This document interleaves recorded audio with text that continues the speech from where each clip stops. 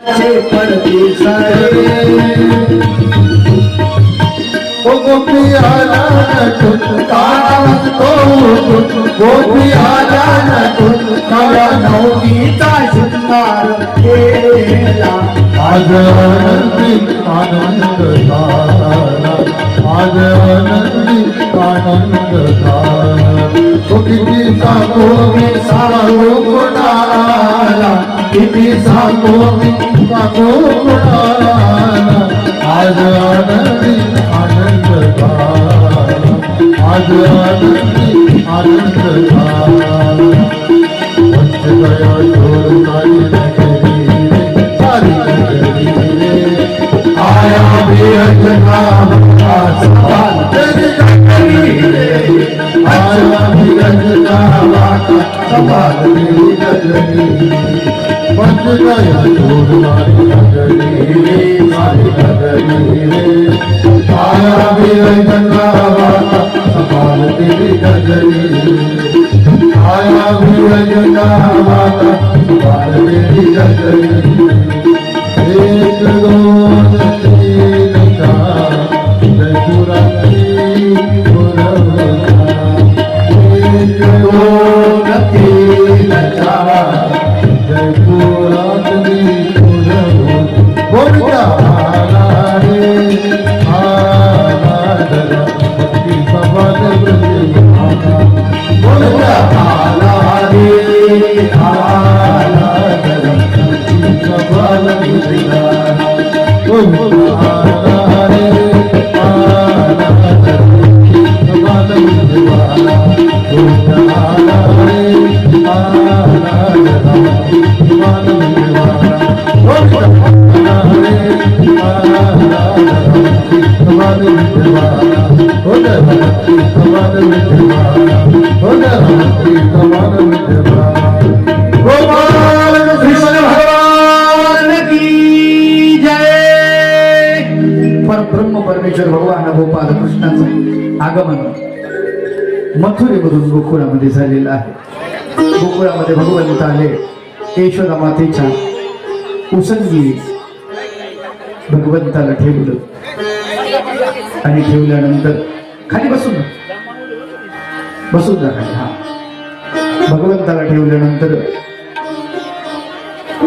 वसुदेव बाबा यशोदाला झालेली जी कन्या आहे ती उचलली आणि तिला घेऊन मथुरेमध्ये आलेले आहे। मथुरा नगरीत आगमन झाल्यानंतर भगवंत जेव्हा येतात गोकुळामध्ये रस्त्यानं यमुनेला आलेला महापूर यमुना दुभंगलेली आहे। यमुनेमध्ये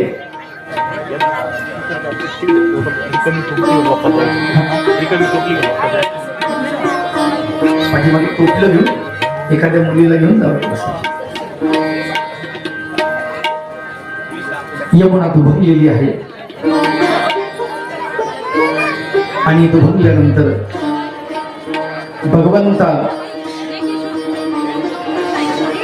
भगवंताला घेऊन देवकी मातेचा हा पुत्र आता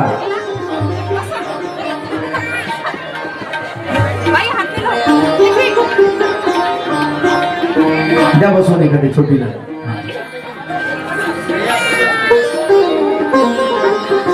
झोकाडे भेटला देवकी मातेचा हा पुत्र आता यशोदेचा नंदलाला झालेला आहे। यशोदेला या गोष्टीची कल्पना नाही। आपल्या पुढे झालेली बालिका या बालिकेला जाऊ दे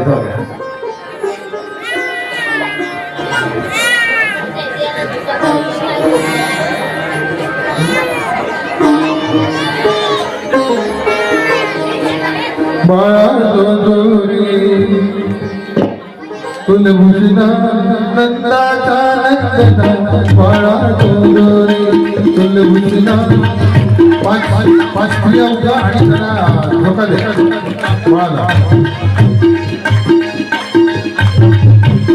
पाच पहिला उभा बाळा गोरे कुलभूषणा नंदाचा नंदनान बाळा गोरे कुलभूषणा नंदाचा नंदनान बाळा गोरे निद्रा करी बाळ मनमोहना परमानंद कृष्णा बाळा गोरे कुलभूषणा नंदाचा नंदनान बाळा गोरे जन्मती मथुरेत जन्मोळी आला शिवनवाणी पाळणाला विवा गोगोळी रत्न केले गवळी बाळा गोरे कुलभूषणा नंदाचा नंदना बाळा गोरे कुलभूषणा नंदाचा नंदना हो नंदी शाळेत अवगुर्नी द्वारे मोकळी जनक शृंखला हे दोन्ही यमुना दुभोंगणी बाळा गोरे कुलभूषणा नंदाचा नंदना बाळा गोरे कुलभूषणा नंदाचा नंदना बाळा गोरे रत्नाजडीत पालक झळके आमोदित वरती पौर्णमी कुलतिलक वैकुंठ नायक बाळा गोरे कुलभूषणा नंदाचा नंदना बाळा गोरे कुलभूषणा नंदना बाळा गोरे मानवी यशोदा सुंदरी भावनी ज्ञान दोरी उपेवरती सुंदरी गर्जित जय जयकारी बाळा गोरे कुलभूषणा नंदाचा नंदना बाळा गोरे कुलभूषणा नंदाचा नंदना बाळा गोरे विश्वव्यापी हा बालक हृदयघातक प्रेमळ भक्तांचा बालक ताराची नायक बाळा गोरे कुलभूषणा नंदाचा नंदना निद्रा करी बाळा मनमोहना परमानंदा कृष्णा बाळा गोरे ऐसी चरित्र अपार भावने भूमीवर पांडव रक्षिले सत्वर ब्रह्मानंदी चिर बाळा गोरे कुलभूषणा नंदाचा नंदना निद्रा करी बाळा मनमोहना परमानंदा कृष्णा बाळा गोरे कुलभूषणा नंदाचा नंदना बाळा गोरे परब्रह्म परमेश्वर भगवान गोपाल कृष्णाचं आगमन गोकुळामध्ये झालं आणि गोकुळामध्ये सगळीकडे आनंद आनंद झालेला आहे. बसून जा बाकीची मंडळी.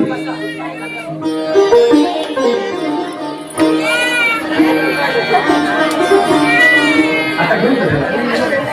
बाळाला घेऊन जा. बाळाला घेऊन जा.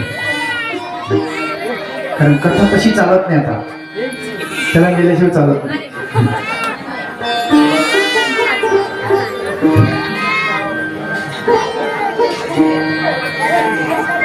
श्री गोपाल कृष्ण भगवान की जय. तसं भगवंताचं आगमन गोकुळामध्ये झालं आणि गोकुळामध्ये सगळीकडे आनंदी आनंद झालेला. सगळं गोकुळ आनंदानं न्हावून निघालं. बाई नंतर करा, बसा बसा, नंतर नंतर. झाकी म्हटलं की असंच होतं, कथा मागं राहते आणि झाकीकडे लोक आकर्षित होतात. बस बस बस बस. नंतर कथा झाल्यावर त्याला काय द्यायचं ते द्या.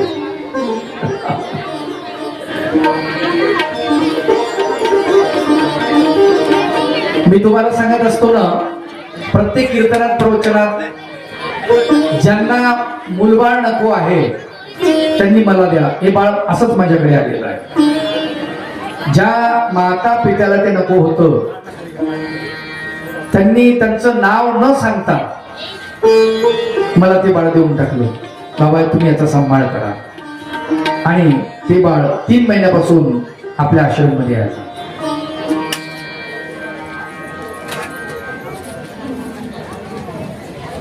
परब्रह्म परमेश्वर भगवान गोपाल कृष्णाचं आगमन गोकुळामध्ये झालं. मथुरेतून जसं झालं तसं गोकुळामध्ये सगळीकडे आनंदी आनंद पुढ्या तोरणे उभारल्या गेलेली आहे.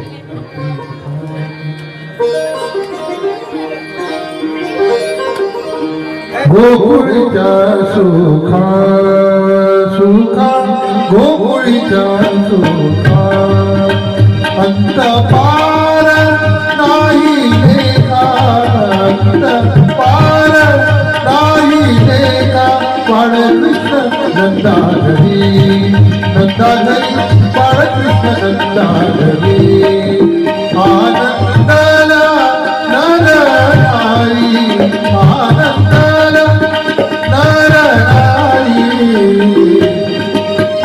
बाळकृष्ण नंदाघरी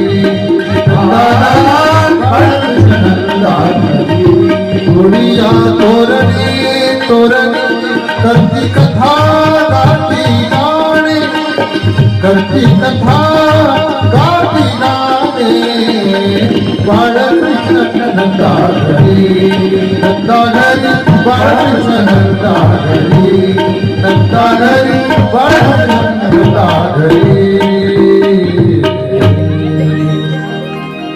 गोकुळच्या सुखा अंतपार नाही लेखा बाळकृष्ण नंदाघरी आनंद जाणणारी गुडिया तोरणे करते कथा गाती गाणे बाळकृष्ण नंदाघरी आनंद जाणणारी. परब्रह्म परमेश्वर भगवान गोपाल कृष्णाचं आगमन गोकुळामध्ये झालं आणि गोकुळामध्ये सगळीकडे आनंदी आनंद झालेला आहे.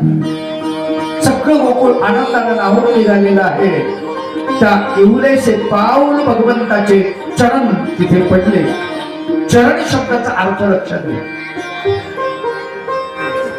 आपले पाय असतात, सर्वसामान्य माणसाचे पाय असतात, भगवंताचे चरण असतात, संतांचे चरण असतात. संतांच्या पायाला चरण म्हणतात, भगवंताच्या पायाला चरण म्हणतात. त्याचं कारण आहे. चर धातू गतिवाचक आहे. संस्कृत मध्ये चरती म्हणजे चालणे असा त्याचा अर्थ आहे. गतिवाचक शब्द आहे तो.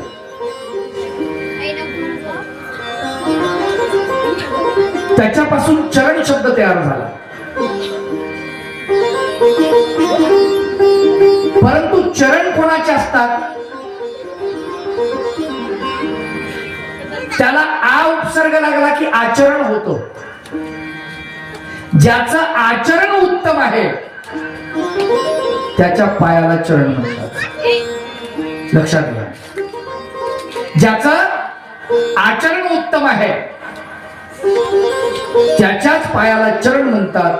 बाकीचे पाय असतात आणि सर्वसामान्य माणसाचे त्याच्यापेक्षा तंगडी असतात. नाही का? पाय म्हणण्यापेक्षा मग काय तंगड वर करून बसला, काय तंगडी इकडे करून बसला असं म्हणतो की नाही आपण. थोड सभ्य भाषेमध्ये गेलो की तंगड्याचे चरण होतात, पाय होतात. पाय इकडे करू नये, पाय तिकडे करू नये, पाय चांगलेच असावे माणसाचे. आणि पायांनी सन्मार्गाने जायला सुरुवात केली. लक्षात ठेवा, ज्याचे पाय सत्मार्गाने सन्मार्गाने जातात त्याच्या पायाला चरण असं म्हणतात. आणि ते चरण जेव्हा आपल्या घरामध्ये पडतात तेव्हा विकाराचा नाश होऊन जातो. संत चरण राज लागताच, संत चरण राज लागताच, संत चरण राज लागताच, संत चरण लागताच. वासनीचे बीज जळूनी जाय, संत चरण राज लागताच, संत चरण राज लागताच. वासनीचे बीज बीज वासनेचे बीज गौरी गाय संत चरण लागता संत चरण लागता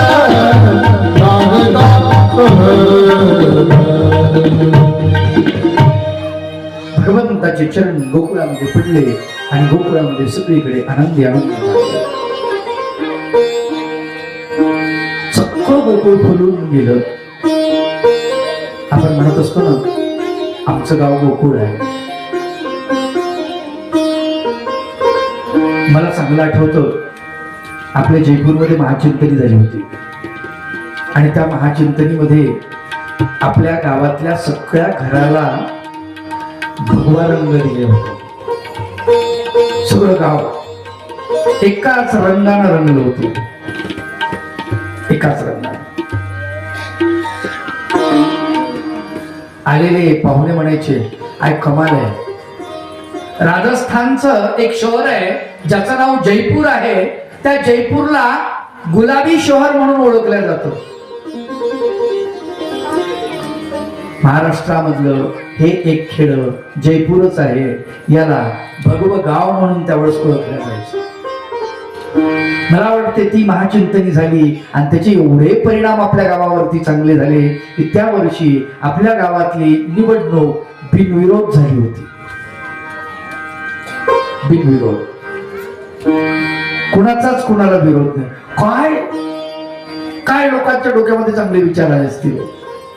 मला सांगा, आज आपला पैसा प्रचंड प्रमाणामध्ये खर्च होतो, वाया जातो, उधळपट्टी होते पैशाची.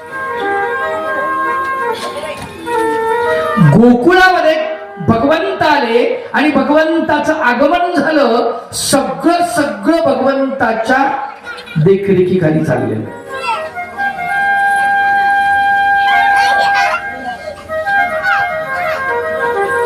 4-5 दिवस झाले असतील.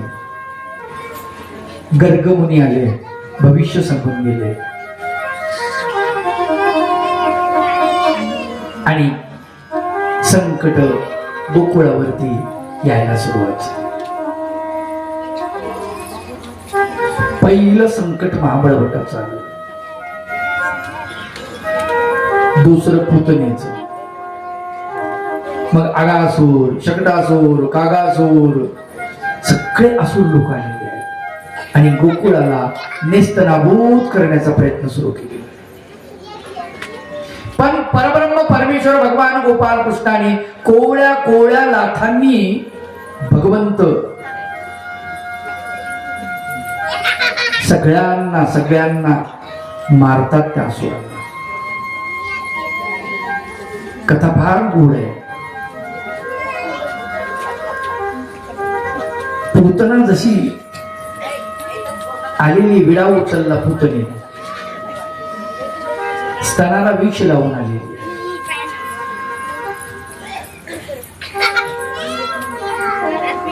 गोकुळामध्ये पदार्पण केलं, सुंदर तरुणीचं रूप धारण केलं. अगदी देखणी डोळे ते भोया, ओठ ते बांधा, अगदी लोकांना असं वाटलं की कोण अप्सरा आली बा आपल्या गावात. नंद बाबाच्या घरी शिरली. जशी नंद बाबाच्या घरी जाते, तिचे डोळे कृष्णाला पाहण्यासाठी भिरभिरते तिची नजर. कुठे कृष्ण आहे, कुठे कृष्ण आहे, कुठे कृष्ण आहे. भगवंत पाळण्यामध्ये आहे आणि पाळण्यामध्ये भगवंताचं तिच्याकडे पाहतात. पाळण्यात यशोदेला कळेना कोण बाई आहे. तिला कुठे पाहिलं, कोणाच्या बारशात पाहिलं, कोणाच्या लग्नात पाहिलं, कोणा कार्यक्रमात पाहिलं, तिला काही आठवेना. ती म्हणे आपली मेमरी खराब झाली, आता आपल्याला कळे नाही नेमकी कोण बाई आहे. अगं यशोदे, तू नसन मला ओळखत, पण मेला हा लबाड मला ओळखतो ना. कृष्णाकडे हात दाखवून ती म्हणते, इथे झोपला होय लबाडा, कृष्ण भगवंत तिच्याकडे पाहून हसतात. लक्षात घ्या, संकटाकडे पाहून हसलं पाहिजे. आपल्याला दुःख आलं की आपण कोलमडून जातो, आपल्याला त्रास होतो. भगवंत हे शिकवत नाहीत. संकट येऊ द्या, हसत सामोरे जा, संकट पळून जाते. कोळ्या कोळ्या लाथांनी भगवंतांनी संकटाचं निवारण केलेलं आहे. कोळ्या कोळ्या लाथा.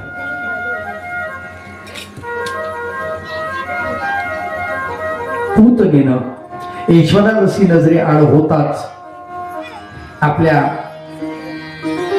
कंचुकीची गाठ सैल केली. कंचुकी म्हणजे चोरी. आणि भगवान गोपाल कृष्णाच्या श्रीमुखामध्ये आपलं स्तन दिलं आणि त्या स्तनाला विष लावून आले होते. भगवंताने ते विष प्राशन केलं. नंतर तिचं दूधही प्राशन केलं. बघा,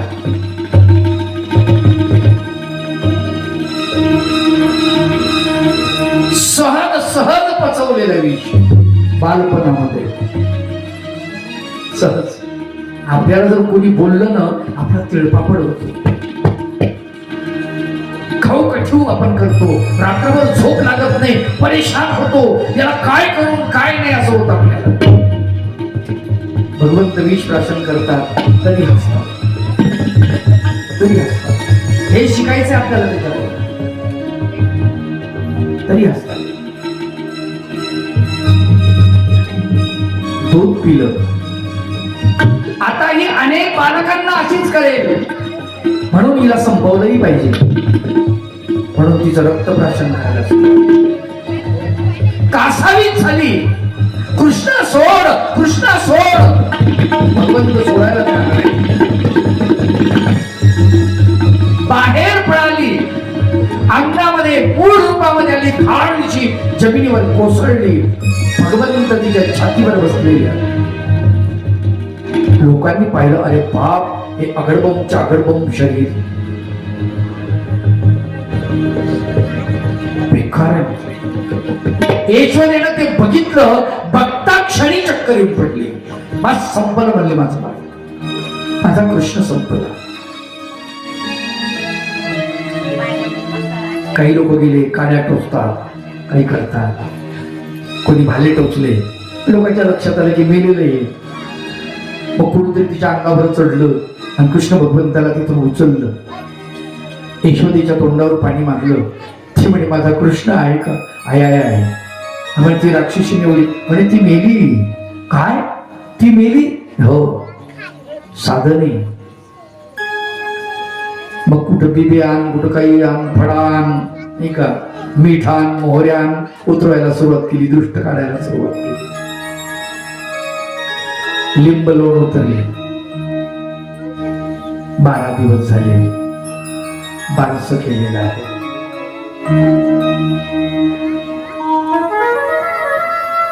पाळण्यामध्ये त्याला टाकलं, झुका दिलेला आहे. सुंदर अशा प्रकारचं गीत चालू आहे.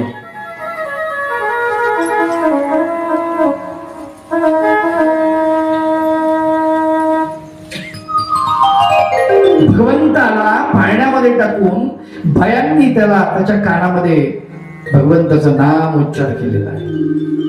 किती नाम आहेत भगवंताला? 1000 नाव आहे. गोपाल कृष्णाला 1000 नाव आहे. स्वामी चक्रधर महाराज पैठणला आहेत. कास तारेदेव पंडित विचारतात, जीजी गोपाळ मंत्री किती भेद असतील? स्वामी चक्रधर महाराज म्हणतात, गोपाळ मंत्री सहस्रा भेद, 1000 भेद आहेत म्हटले. त्यातला कोणी 10 जाणतात, कोणी 5 जाणतात, कोणी 15 जाणतात, कोणी 20 जाणतात. पण एक भेद असा आहे, तो फक्त श्रीकृष्ण चक्रवर्तीची जाणती का रुक्मिणी देवी जाणे? का म्हटले आम्ही जाणतो, बाकी कुणालाच माहित नाही. एक भेद. इतकं सुंदर वर्णन भगवान चक्रधर प्रभू भगवान गोपाल कृष्णाबद्दल करतात. हा विष प्राशन केलेला भगवंत बालपणामध्ये. मोठ्यापणामध्ये शिशुपाळाच्या शिव्या सहन करतो, बालपणात विष प्राशन करतो, मोठ्यापणामध्ये शिव्या सहन करतो. बघा तुम्ही, मिरेनं विष पिलं ही कथा ऐकतो की नाही आपण? किती वर्षाचं अंतर आहे माहितीये? मिरेचं आणि भगवान गोपालकृष्णाचं अंतर किती वर्षाचं आहे? 450 वर्षापूर्वीचं अंतर आहे. 5000 वर्षापूर्वी भगवान गोपालकृष्णाचा अवतार झाला. 5200 सरासरी. आणि मीरा 4 ते 450 वर्ष झाली.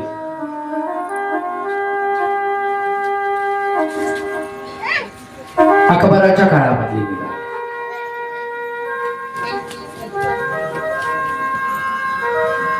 मीरेनं विष प्राशन केलं असं आपण सांगतो. कृष्ण भगवंताच्या नामामध्ये ताकदच इतकी आहे, प्रेमच इतकं आहे की त्या प्रेमानं त्या विषाचं अमृत झालेलं आहे. देहभान विसरून गेले, देहभान विसरून गेले, कृष्ण भजनी मना रंगले, देहभान विसरून गेले, देहभान विसरून गेले, कृष्ण भजनी मन रंगले, कृष्ण भजनी मन रंगले, भजनी मन रंगले. नाही आस कुठे राहिली, कुठे राहिली, कुठे राहिली, नाही आस कुठे राहिली, कुठे राहिली, जेथे माझे कृष्ण माऊली, जेथे माझे कृष्ण माऊली. संताच्या सभेला भले, संताच्या सभेला भले, कृष्ण भजनी मन रंगले, देहभान विसरून गेले, देहभान विसरून गेले, कृष्ण भजनी मन रंगले, कृष्ण भजनी मन रंगले. देहभान विसरून गेले, देहभान विसरून गेले, कृष्ण भजनी मन रंगले, कृष्ण भजनी मन रंगले, कृष्ण भजनी मन रंगले. बघा मिरेची भक्ती पहा. कृष्णाने, भगवान गोपाल कृष्णाने श्रीमद भगवद्गीता रणांगणावर निरूपण करण्याच्या अगोदर भगवान गोपाल कृष्ण गोकुळामध्ये प्रेम गीता सांगतात. अर्जुनाला श्रीमद भगवद्गीतेचं निरूपण केलं, परंतु गोकुळामध्ये भगवंताने प्रेम गीता सांगितलेली आहे. प्रेम करणं शिका म्हणतात भगवंत. कोणावर करायचं, कोणावरही करायचं, झाडांवर करायचं, पक्ष्यांवर करायचं, पशूंवर करायचं, माणसावर करायचं, नदीवर करायचं, दगडावर प्रेम कशावरही प्रेम माणसाला करता आलं पाहिजे. आणि जो सर्वावर प्रेम करतो ना, सगळ्या जगावर प्रेम करतो, तो माणूस आपोआपच संतत्वाला प्राप्त होतो, आपोआपच भगवंताच्या जवळ जातो. भगवंताने हे शिकवले. गोकुळामध्ये गोपिका जे आहेत, प्रपंच म्हणजे असाच असतो माय बापू. पती पत्नी, सासू सासरा, नणंद दीर भाऊजे, प्रत्येक माणूस आपला स्वतःचा विचार करत असतो. नणंद स्वतःचा विचार करते, भाऊजे स्वतःचा विचार करते, दीर स्वतःचा विचार करतो, पती स्वतःचा विचार करतो, पत्नी स्वतःचा विचार करते, सासरा स्वतःचा विचार करतो, सासू स्वतःची विचार करते. प्रत्येक जण आपापला स्वार्थ त्याच्यामध्ये असतातच, आणि साहजिकच आहे, त्यालाच प्रपंच म्हटलेलं आहे. ते निस्वार्थी जर झाले तर ते पारमार्थिक होतील ना. प्रपंच राहिला कुठे मग तिथे, नाही का? प्रपंच शब्दाचा अर्थ स्वार्थ. प्रत्येकाला असं वाटतं की असं झालंच पाहिजे, म्हणून ते ठीकच आहे. पण भगवंत या प्रपंचामध्ये परमार्थ शिकवतात आणि प्रपंचाला कसं सामोरं जायचं, या संकटाला सगळ्यावरती प्रेम करायचं भगवंत शिकवतात. भगवंत बासरी वाजवतात, वेणू वाजवतात आणि त्या वेणूच्या नादामध्ये सगळे गाई वासर स्त्रिया, एवढंच काय यमुनेचं पाणी सुद्धा स्थिरावत.